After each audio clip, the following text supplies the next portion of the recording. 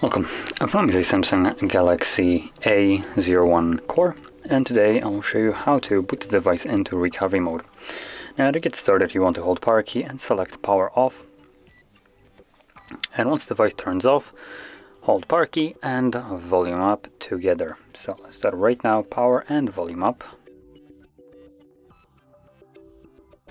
Now once the Galaxy logo disappears, you can let go of the keys, and this will then consequentially boot into recovery mode.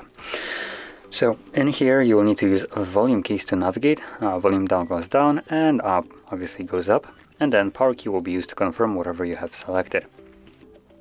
And as you can see, the options here, we can reboot the device and go back to Android, reboot to bootloader, apply updates from ADB or SD card, wipe data or cache partition, mount system, view logs, run tests, and power off the device.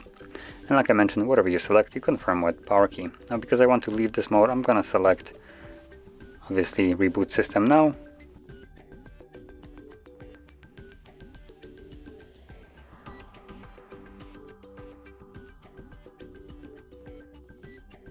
And there we go, we are now back in Android.